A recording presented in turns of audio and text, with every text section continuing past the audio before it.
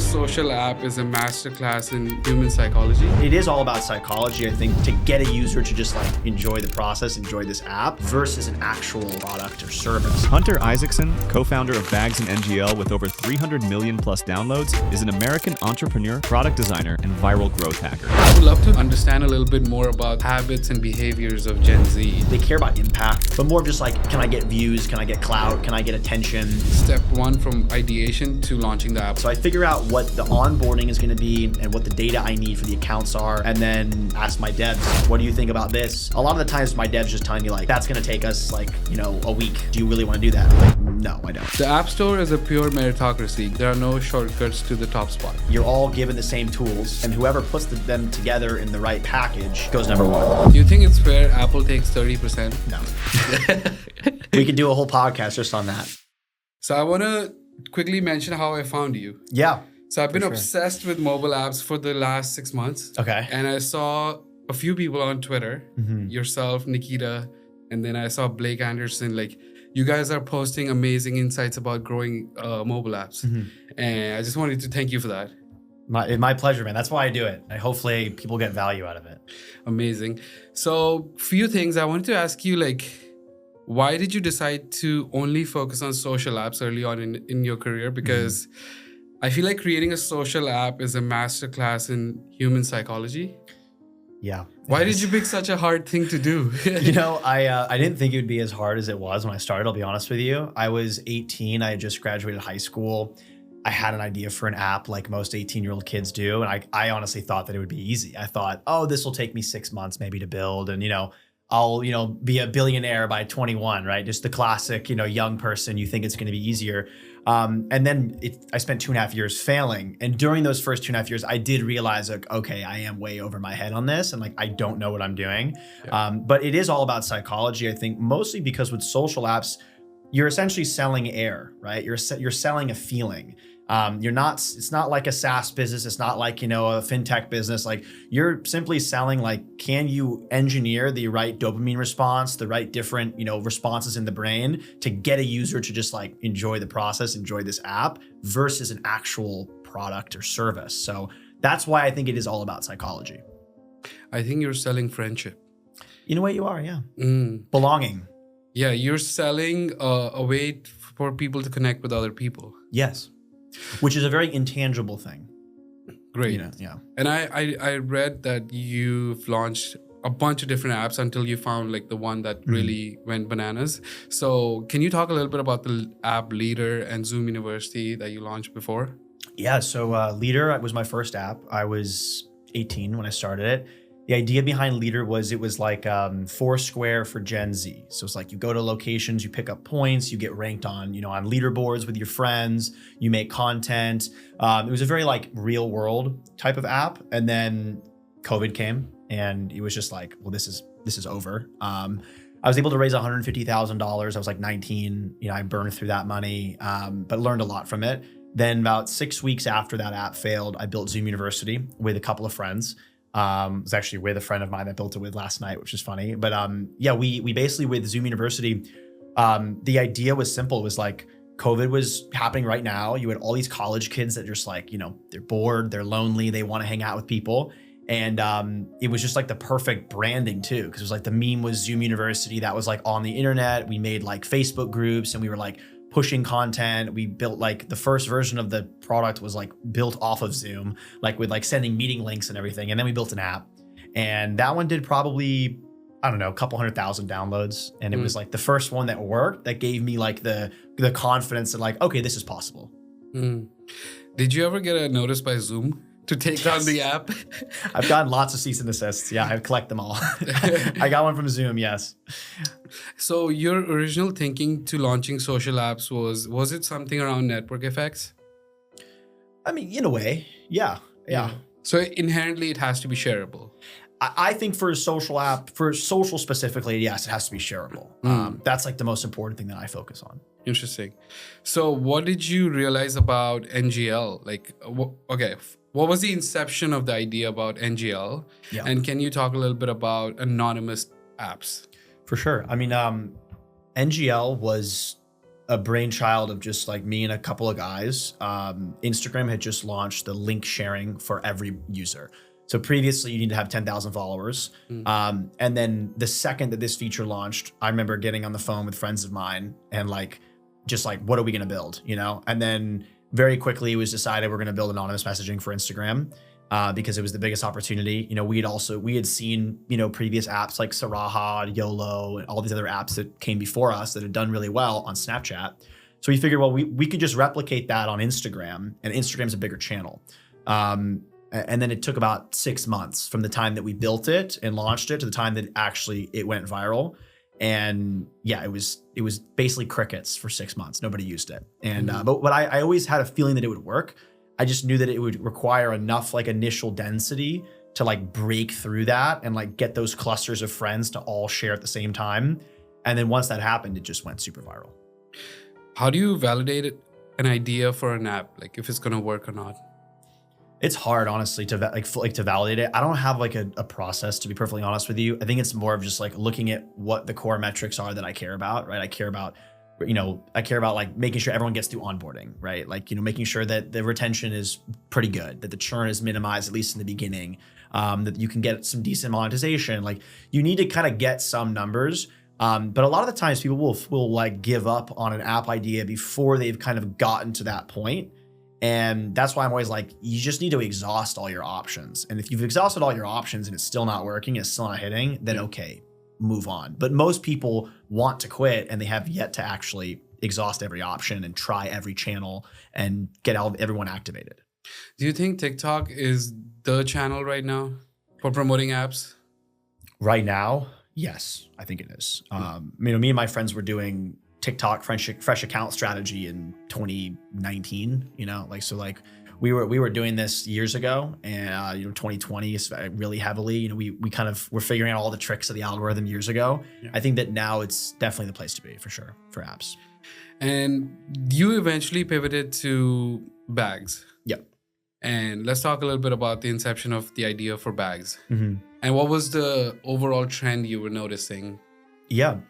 So, I've been in crypto since 2017. I joined when Bitcoin was $1,000. I was a broke high school student, so I didn't buy a lot of Bitcoin back then, but I loved it. And I just thought that it was like world-changing technology. I wanted to build in crypto. Actually, my first app, I wanted to be crypto, but it was just too hard back then. And it's still very hard, but it was just too difficult. What I really believe with crypto is that, sovereignty and like personal sovereignty and personal freedom is really important, especially to our generation.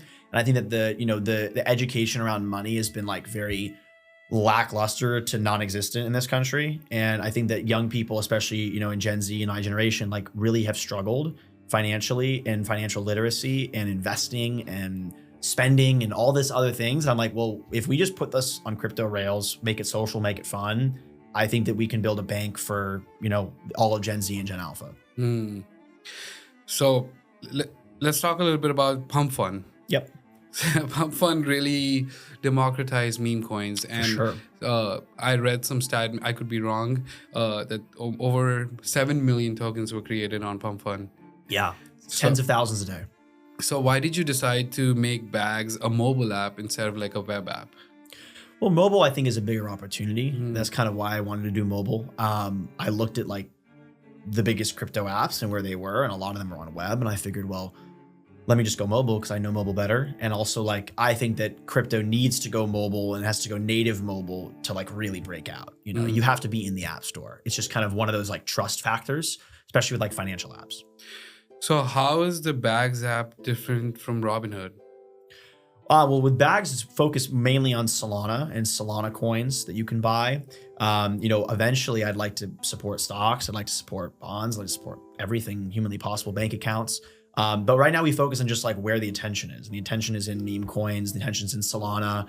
And, that's why we decided like, let's start here. But the idea of Bags is not to be this forever. Like I really wanted to build a business that like I could evolve and I could really, build something that I could work on for 5+ years that also can like, more of like, I guess like an adult company, that I can really like push forward, hire a great team, build a tech stack that's really strong, like create a moat. I just wanted to do something different. I think with meme coins, you're just kind of like monetizing attention and You are. news cycles. Yeah. So can you talk a little bit about how meme coins are the new form of casino? Or Yeah. it's kind of like gambling with entertainment, right? Yeah, it is for sure. I think it's all about betting on attention at the end of the day. Like the internet is all betting on attention. So I think that meme coins is just quantifying that. And, there's good and there's bad. I do think that we're definitely in a period of the market where it seems like a lot of people are tired of meme coins, at least in this current iteration. Yeah. But every crypto cycle, there's new asset classes, right? So I feel like last cycle we had NFTs.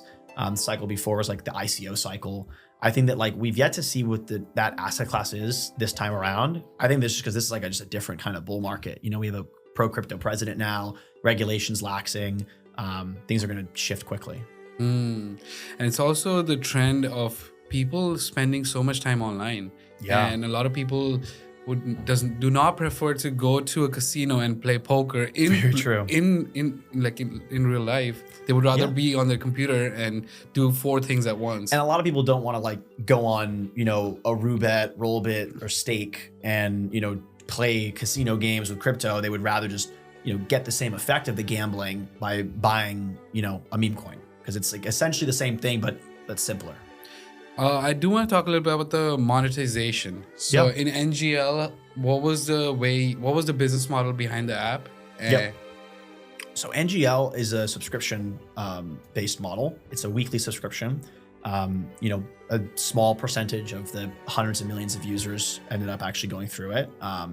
And it's essentially just a more premium version of the app where we give you insights on the people that send you messages. So if you want to know who are these people, where are they, what's their deal, like, you can get that information.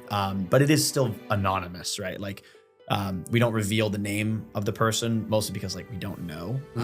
There are some rare circumstances where we do know, and if we do display it. But for the most part, it's more about just like accessing more understanding and functionality of like who sent you the messages and all that stuff.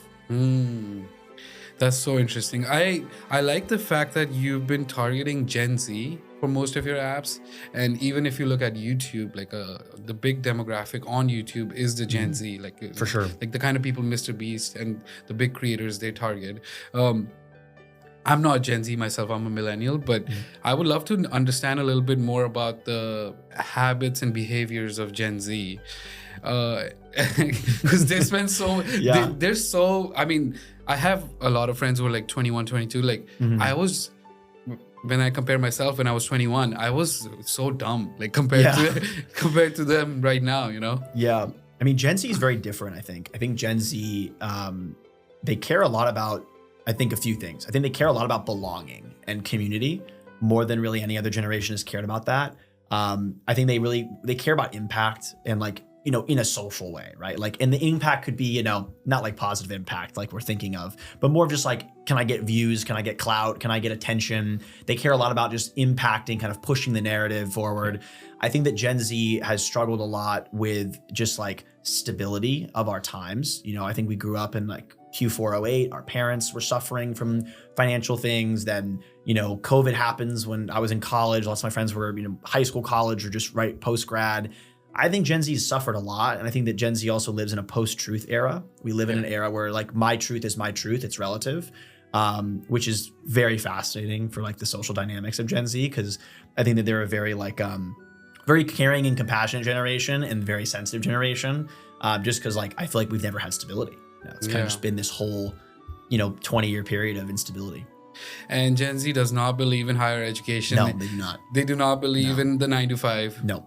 The narrative has changed a lot from exploring like STEM degrees to a lot of like the creators. Yes. Which is a sad reality. Yeah. In a way, but it's just it's incentives, People are motivated by incentives. Absolutely. It's all about incentives. Yeah. Yeah. That's beautiful. And then in terms of bags, how do you monetize bags? Is this more like a transactional fees? Yeah. So with bags, we take a small fee per transaction, buys and sells, not on sending and receiving, obviously.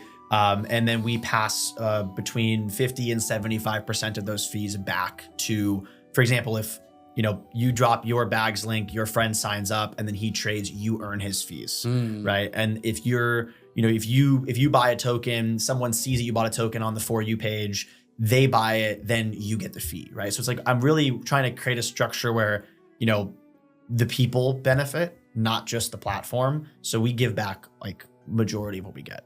Interesting. For people who are watching, they look at your success. They're like, Hunter, please help me. Please help me launch a mobile app. So can we dumb it down for people who want to launch a mobile app? From my understanding, you can hire a designer to design the app on Figma, and then you basically hire developers. But I want to know what's your process of step one from ideation to launching the app on the App Store. Like step one with ideation, I think a lot of it is just thinking through the idea, and sometimes I'll do a write up. Sometimes I'll just word salad, just put everything on the page. Just figure out like what the core experience is, like what's that core loop, if it's shareable, or that core onboarding experience, that funnel. Once I kind of know what that is, I would just jump into Figma, start designing, do branding, colors. I usually just do the onboarding really quickly because I got to get all the data that I need depending on the app. Some apps, obviously, the onboarding is really long, and it's, like I said, more of a funnel where you kind of end with some kind of monetization event. Or in some cases of like NGL, the onboarding is extremely quickly. It's like a couple steps. You get through it in 15, 20 seconds. So I figure out what the onboarding is going to be and what the data I need for the accounts are. Then I'll go with just screen by screen, and I'll just design the entire thing. And then I go to devs and I ask my devs, what do you think about this? Are there technical issues that you think that we're going to run into if we do it like this? Is this too complicated? A lot of the times my devs just telling me like, that's going to take us a week. Do you really want to do that? And I'm like, no, I don't, obviously. So a lot of like prioritization. So like dumbing it down, figuring out like, okay, what's that core app flow? And once I do that, the devs will build it, and then we'll go through a series of iteration. We'll go through different builds. We'll get test flights, and I'll be sending screenshots from the test flights with drawing on them and getting everybody to, kind of fix the problems. And then we just submit to the App Store. And then then after that, the whole goal becomes, how do we just like drop 1,000 people into this, just see what they do. And how do you initially do the organic marketing? So I usually will do TikTok is a great way to just, see what you can get. So I'll do like TikTok UGC, work with agencies, work with creators, work with people that I know, and just try to like test formats. And then once you get a winning format, you just use that as an ad, or you cut it and you create variations and you run them on fresh accounts. But that's kind of, it's funny. It's actually what we're doing now at Bags is like, we had been focusing purely on like this technical moat of like creating a really good trading app that's reliable and fast and performant. And now we're really focusing on how do we just activate more people? How do we get more funded accounts? How do we bring more people into the app? Make it better for everybody.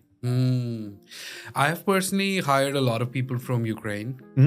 I've got some really good talent from like Europe.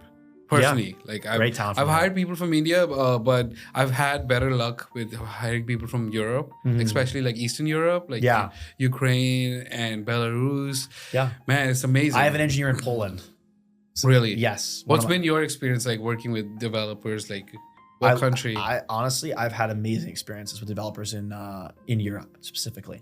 Haven't worked with a whole lot in India or Asia, but in Europe, I've had amazing luck. Actually, all my engineers are in Europe for Bags, at least. My CTO and how do you find them?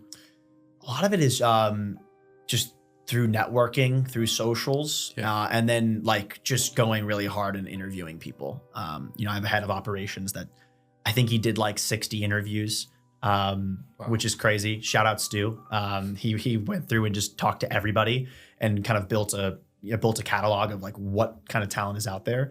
But hiring is very hard, especially in crypto. It's very difficult. I think that the barrier really is like, it's very complicated. There's minimal API documentation. I've kind of had to learn the technicality of it, by being a builder. And I just didn't realize how difficult it was. I didn't realize that, actually it's really hard to find someone who knows React Native and understands, Solana, understands, is also Web3 native and can kind of communicate with that. It's hard to find, but I found amazing guys and they're incredible.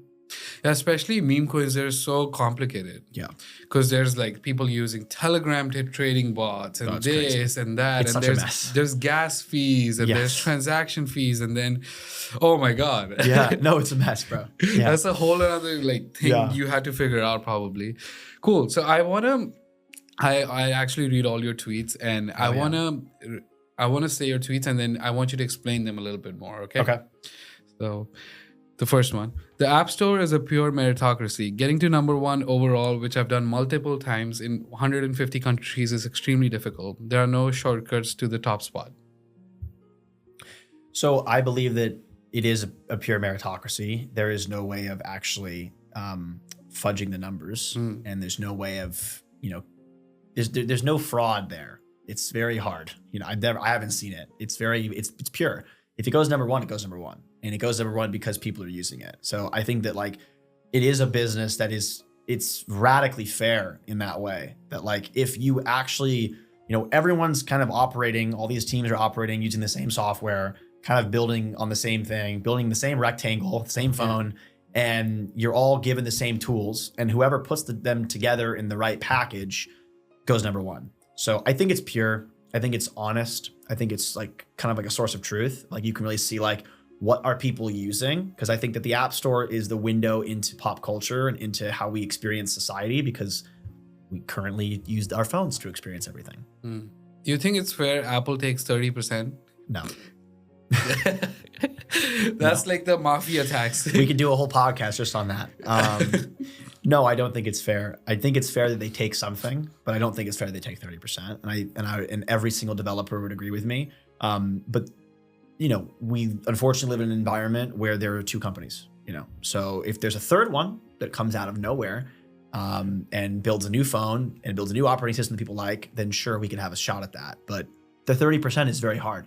Especially because if a lot of people don't know this, but if you get into the small business program, which is less than $1 million a year, you have to apply first. So if you get into that, if you make $1,010,000, it's not like a tiered system on taxes. You go from making $850,000 off the million to making $700,000. So it's like that's not quite fair. I think that the system needs to be updated because a lot of young people are going to enter apps a lot, and it's already happening. And they're going to get turned off to that business model of having this silent partner that is approving everything you do or disapproving it. Interesting. Okay, next week. I heard you say this on another podcast. If you build companies for the 7 deadly sins, you'll become rich and successful. Can you explain? Yeah. If you look at like the 7 deadly sins, I don't know all off the top of my head, but if you look at them, greed, lust, all those, I think that is the most like electrically charged emotion, right? So it's like, if you want to like really get someone to use it, you create those emotions, which then kind of hooks them into the product. And it's like, it's true. There's a lot of dark patterns that exist in building apps, and a lot of weird shit goes on behind the scenes, especially at the big companies.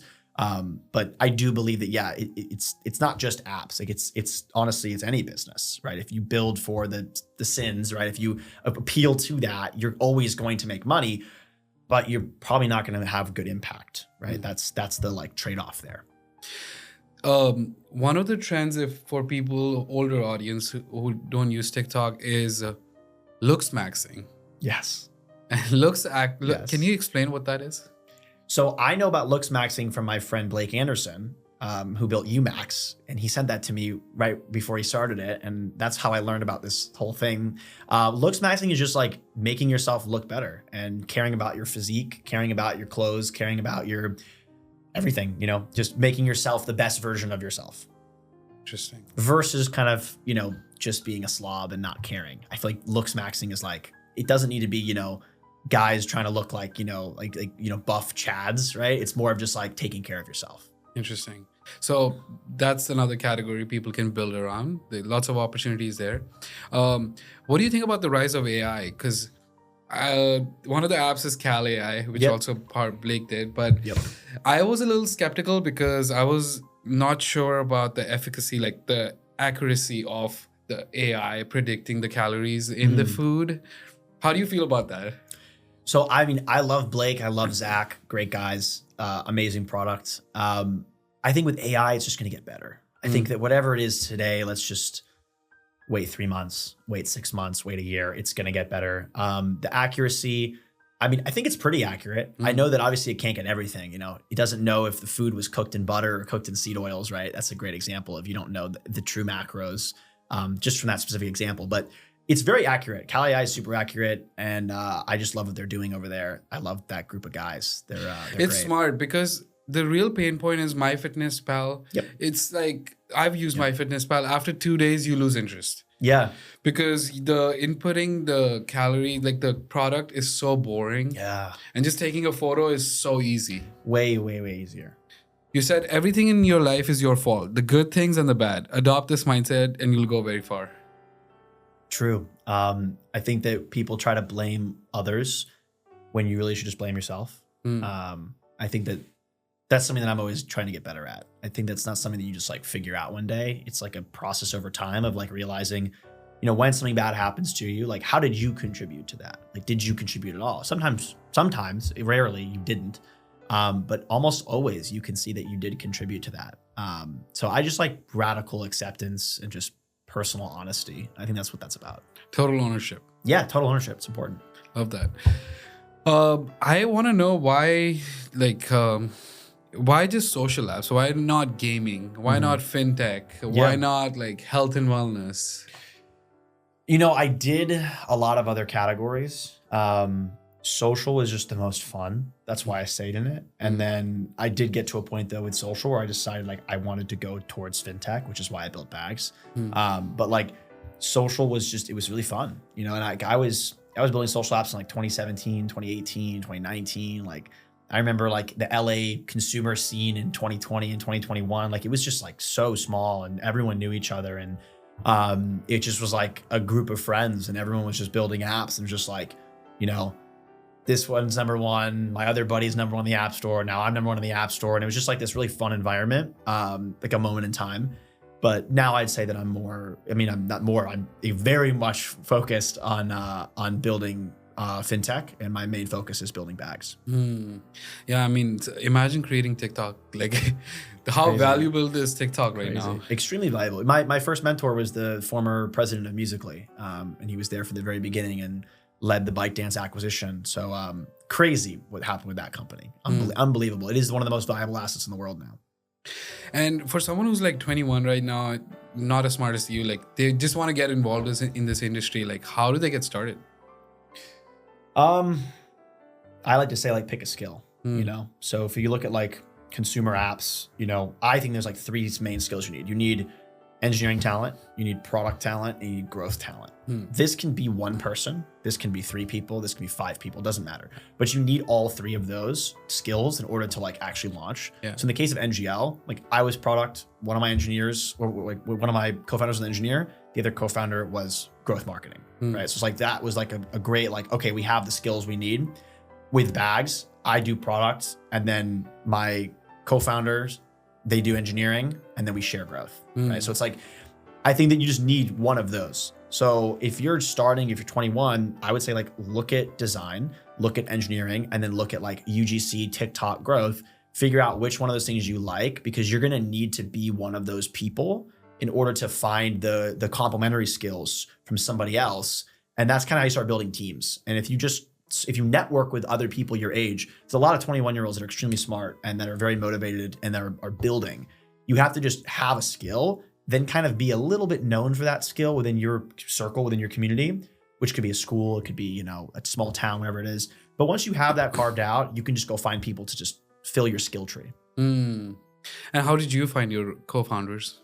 So I found them just because we were building apps in the same space. And was it online? Did you find them online? Yeah, I did. Yes. It was during COVID, actually, when I met my co-founder of Bags. I've known him for many years, and we met in a Discord server during COVID called GenZ Mafia.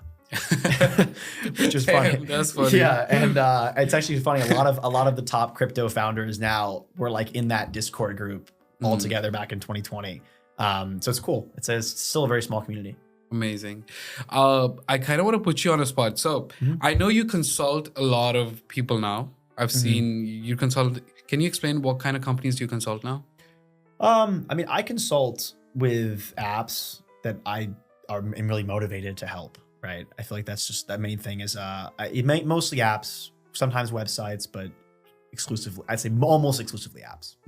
So and they're across all different niches. Across everything, yeah. I've worked with a lot of different companies. I think to the end, I do want to talk a little bit about health. Yeah, for sure. So can you talk about your own journey with health and what you've learned?